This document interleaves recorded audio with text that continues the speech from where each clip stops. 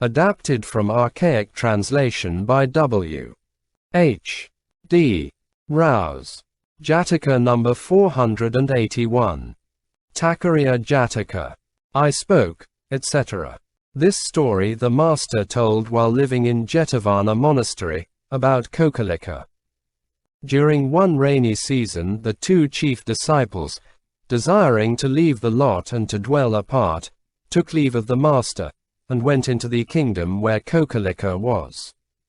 They went to the house of kokalika, and thus said to him, "Brother kokalika, since for us it is delightful to dwell with you, and for you to dwell with us, we would abide here 3 months." "How," said the other, "will it be delightful for you to dwell with me?" They answered, "If you tell not a soul that the two chief disciples are living here, we shall be happy, and that will be our delight in living with you."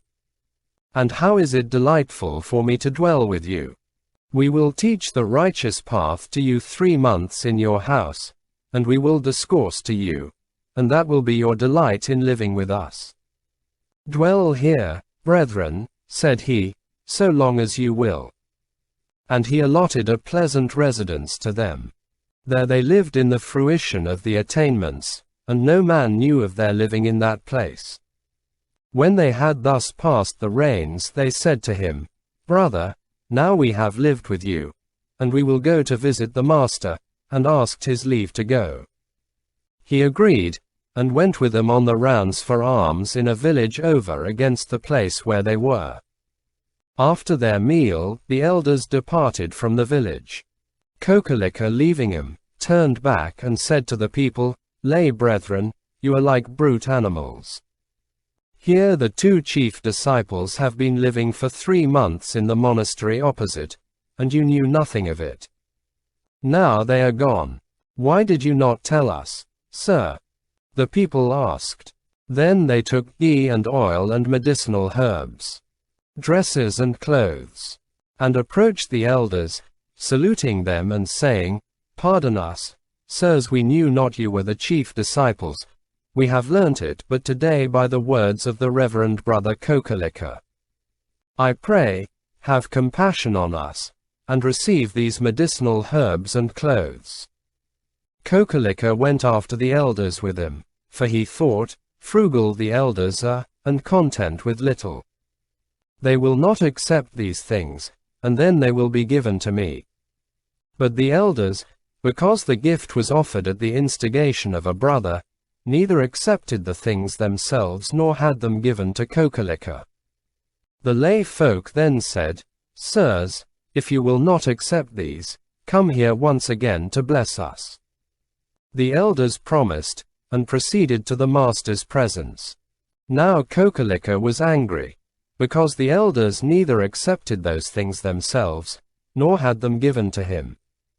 The elders, however, having remained a short while with the master, chose out each 500 brethren as their following, and with these 1,000 brethren went on pilgrimage seeking alms, as far as Kokalika's country.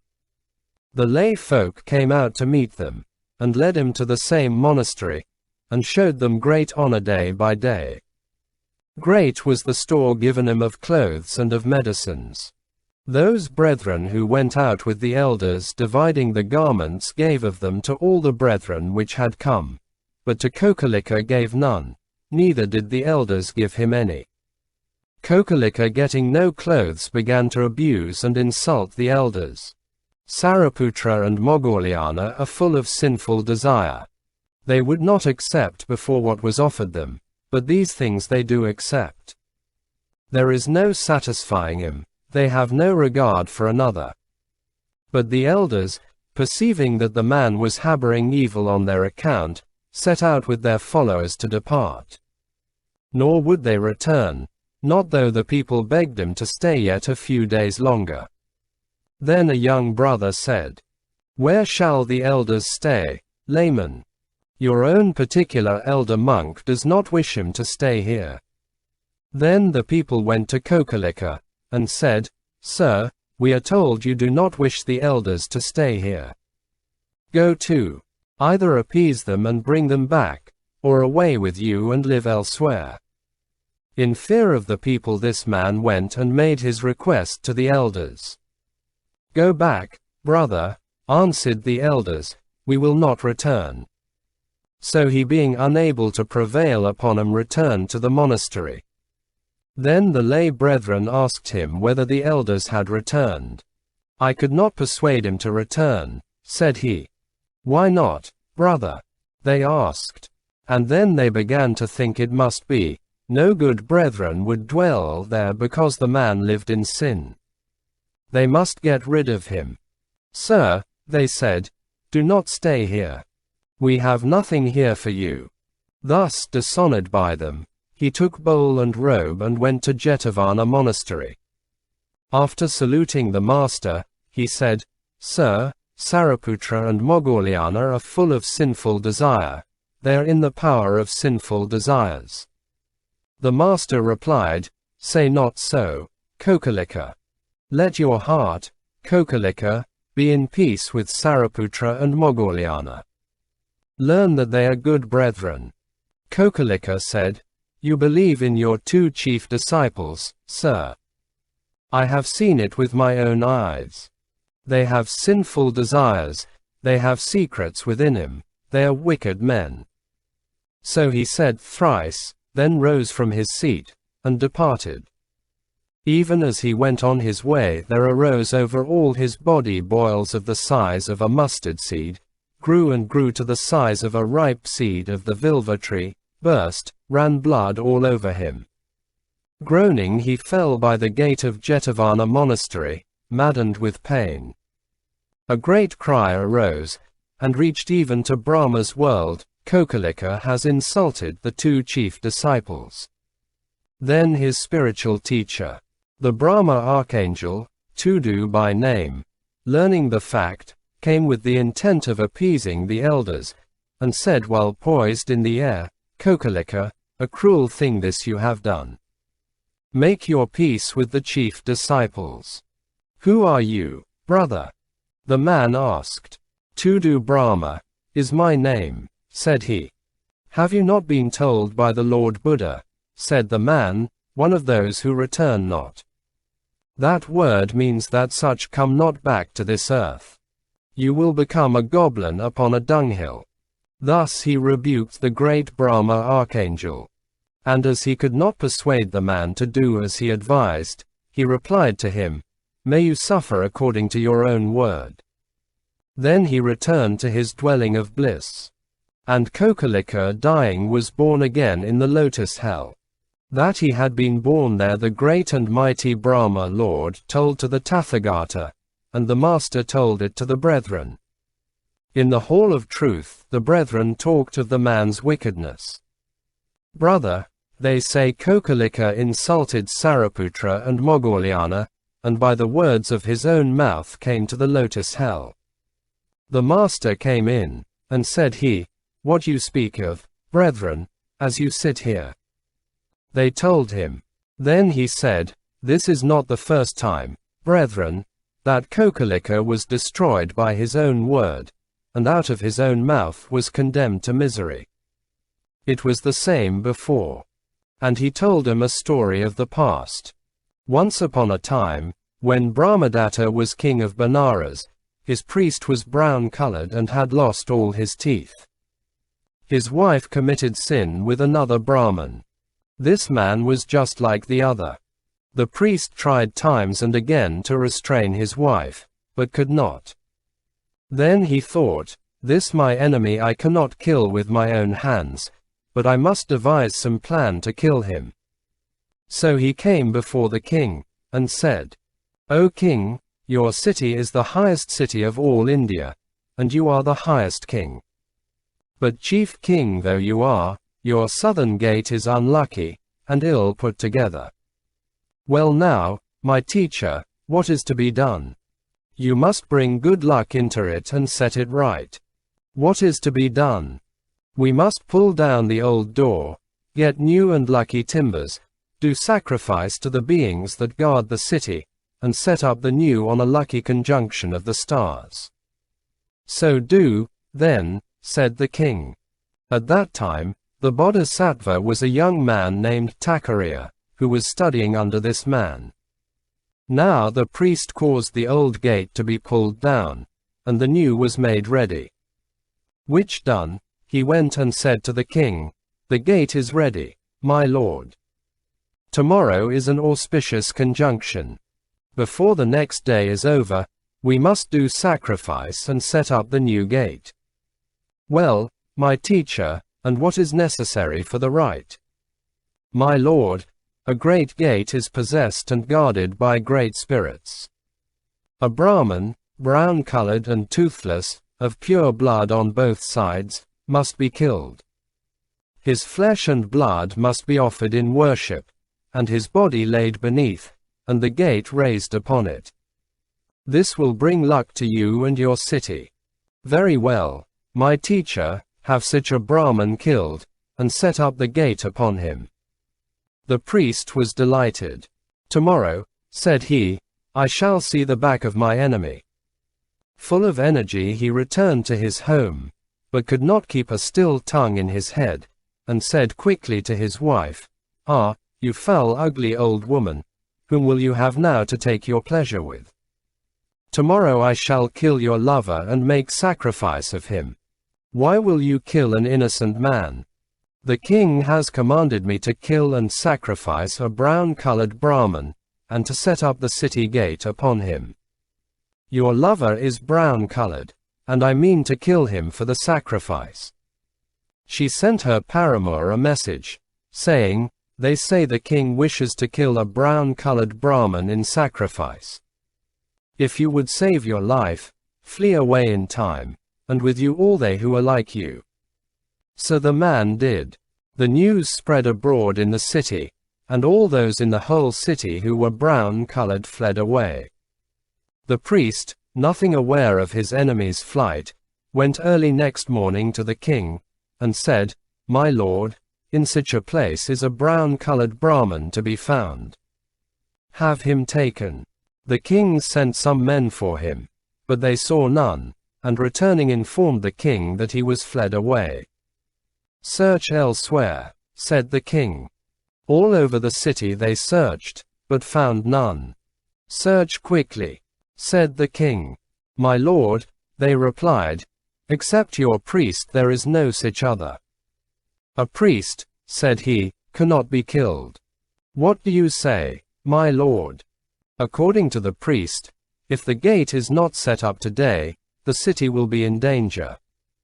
When the priest explained the matter, he said that if we let this day go by, the auspicious moment will not come again until the end of a year. The city without a gate for a year, what a chance for our enemies.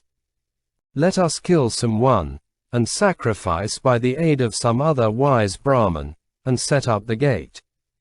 But is there another wise Brahmin like my teacher? There is, my lord, his pupil, a young man named Takkāriya. Make him your priest and do the lucky ceremony." The king sent for him, and did honor to him, and made him priest, and commanded to do as had been said. The young man went to the gate with a great crowd following. In the king's name they bound and brought the priest. The great being caused a pit to be dug in the place where the gate was to be set up, and a tent to be placed over it, and with his teacher entered into the tent. The teacher, seeing the pit, and seeing no escape, said to the great being, "My aim had succeeded. Fool that I was, I could not keep a still tongue, but hastily told that wicked woman. I have killed myself with my own weapon." Then he recited the first stanza. I spoke in wrongdoing, as a frog might call upon a snake in the forest. So I fall into this pit, Takkāriya. How true. Words spoken out of season one must regret. Then the other, addressing him, recited this stanza. The man who out of season speaks, will go like this to ruin, crying, suffering. Here you should blame yourself, now you must have this delved pit, my teacher, for your grave. To these words he added yet this. O teacher, not you only, but many another also, has come to misery because he set not a watch upon his words. So saying, he told him a story of the past to prove it. Once upon a time, they say, there lived a royal dancer and pleasure girl in Benares named Kali, and she had a brother named Tundila. In one day Kali would earn 1,000 pieces of money. Now Tundila was a debauchee, a drunkard, a gambler. She gave him money, and whatever he got he wasted.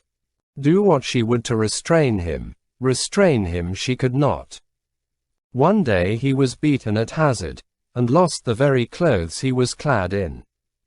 Wrapping about him a rag of loin cloth, he went to his sister's house. But command had been given by her to her serving maids, that if Tundila should come, they were to give him nothing, but to take him by the throat and throw him out.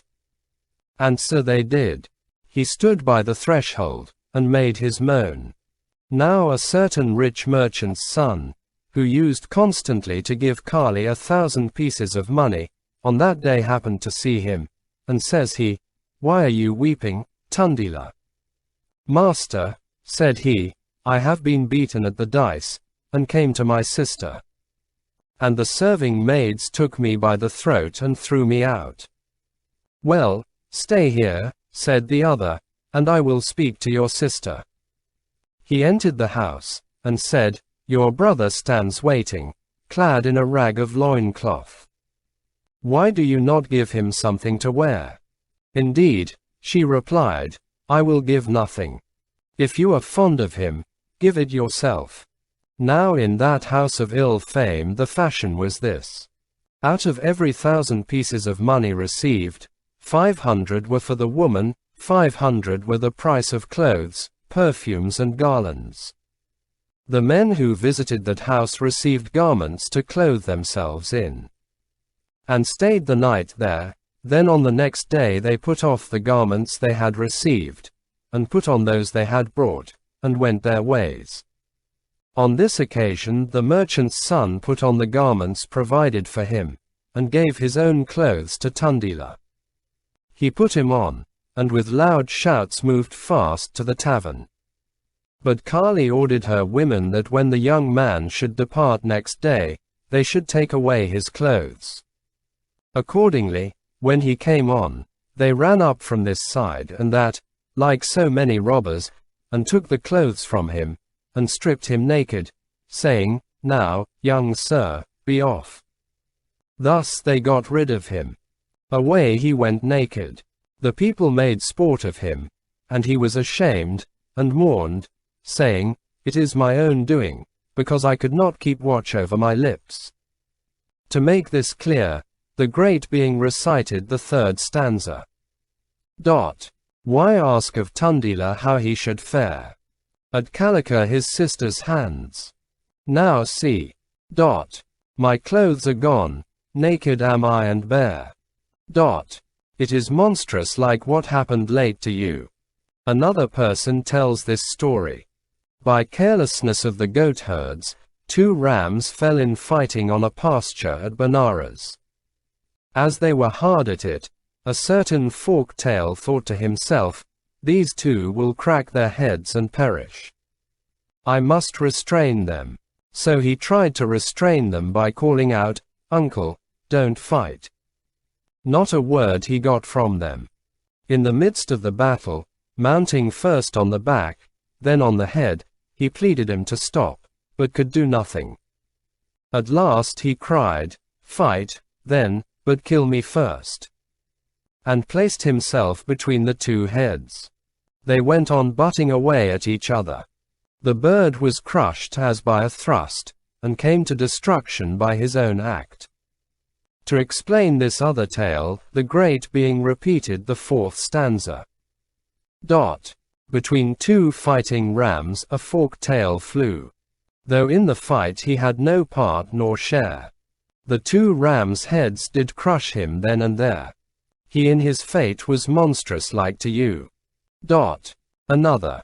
There was a tal tree which the cowherds set great store by. The people of Benares, seeing it, sent a certain man up the tree to gather fruit. As he was throwing down the fruit, a black snake issuing on from an anthill began to ascend the tree. They who stood below tried to drive him off by striking at him with sticks and other things, but could not. Then they called out to the other, "A snake is climbing the tree." And he in terror uttered a loud cry. Those who stood below seized a stout cloth by the four corners, and asked him to fall into the cloth. He let himself drop, and fell in the midst of the cloth between the four of them. Swift as the wind he came, and the men could not hold him, but jolted their four heads together and broke them, and so died. To explain this story, the great being recited the 5th stanza. 4 men, to save a fellow from his fate, held the four corners of a cloth below. They all fell dead, each with a broken skull. These men were monstrous like to you, I think. Others again tell this. Some goat thieves who lived at Benares, having stolen a she-goat one night, determined to make a meal in the forest. To prevent her bleating, they muffled her snout and tied her up in a bamboo clump. Next day, on their way to kill her, they forgot the chopper. "Now we'll kill the goat, and cook her," said they. "Bring the chopper here." But nobody had one. "Without a chopper," said they, "we cannot eat the beast, even if we kill her. Let her go. This is due to some merit of hers." So they let her go. Now it happened that a worker in bamboos, who had been there for a bundle of them, left a basket maker's knife there hidden among the leaves, intending to use it when he came again. But the goat, thinking herself to be free, began playing about under the bamboo clump, and kicking with her hind legs made the knife drop. The thieves heard the sound of the falling knife, and on coming to find out what it was, saw it, to their great delight. Then they killed the goat, and ate her flesh. Thus, to explain how this she-goat was killed by her own act, the great being recited the 6th stanza. A she-goat, in a bamboo vegetation bound, frisking about, herself a knife had found. With that same knife they cut the creature's throat. It strikes me you are monstrous like that goat. After telling this, he explained, but they who are moderate of speech, by watching their words, have often been freed from the fate of death, and then told the story of fairies. A hunter, we are told, who lived in Benares, being once in the region of Himalaya, by some means or other captured a brace of supernatural beings, a nymph and her husband. And them he took and presented to the king. The king had never seen such beings before. "Hunter," said he, "what kind of creatures are these?" Said the man, "My lord, these can sing with a honey voice, they dance delightfully. No men are able to dance or sing as they can." The king gave a great reward to the hunter, and commanded the fairies to sing and dance. But they thought, if we are not able to convey the full sense of our song, the song will be a failure, they will abuse and hurt us. And then again, those who speak much speak falsely. So for fear of some falsehood or other, they neither sang nor danced, for all the king begged them again and again. At last the king grew angry, and said, "Kill these creatures, and cook them, and serve them up to me." This command he delivered in the words of the 7th stanza. No gods are these nor heaven's musicianers. Beasts brought by one who gladly would fill his purse. So for my supper let them cook me one, and one for breakfast by the next day's sun. Then the fairy dame thought to herself, now the king is angry. Without doubt he will kill us. Now it is time to speak. And immediately she recited a stanza. 100,000 songs all sung wrong. All are not worth a tithe of one good song. To sing ill is a crime. And this is why. Fairy would not try. The king, pleased with the fairy, at once recited a stanza. She that has spoken, let her go, that she the Himalaya hill again may see. But let them take and kill the other one, and for tomorrow's breakfast have him done. But the other fairy thought, if I hold my tongue, surely the king will kill me. Now is the time to speak. And then he recited another stanza. The cows depend upon the clouds, and men upon the cows. And I, O king, depend on you, on me this wife of mine. Let one, before he seek the hills, the other's fate divine. When he had said this, he repeated a couple of stanzas, to make it clear, that they had been silent not from unwillingness to obey the king's word, but because they saw that speaking would be a mistake. O monarch, other peoples, other ways. It is very hard to keep you clear of blame. The very thing which for the one wins praise, another finds rebuke for just the same. Someone there is who each man foolish finds. Each by imagination different still. All different, many men and many minds. No universal law is one man's will. Said the king, he speaks the truth. It is a wise fairy. And much pleased he recited the last stanza. Silent they were, the fairy and his mate. And he who now did utter speech for fear. Unhurt, free, happy, let him go his gate. This is the speech brings good, as often we hear. Then the king placed the two fairies in a golden cage, and sending for the huntsman, made him set them free in the same place where he had caught them. The great being added, See, my teacher. In this manner, the fairies kept watch on their words, and by speaking at the right time were set free for their well speaking. But you by your ill speaking have come to great misery. Then after showing him this parallel, he comforted him, saying, Fear not, my teacher. I will save your life. Is there indeed a way, asked the other, how you can save me? He replied, It is not yet the proper conjunction of the planets. He let the day go by, and in the middle watch of the night brought there a dead goat. Go when you will, Brahman, and live, said he, then let him go and never a soul the wiser. And he did sacrifice with the flesh of the goat, and set up the gate upon it. When the master had ended this discourse, he said, This is not the first time, brethren, that Kokalika was destroyed by his own words, but it was the same before. After which he identified the birth. At that time Kokalika was the brown-colored man, and I myself was the wise Takkāriya.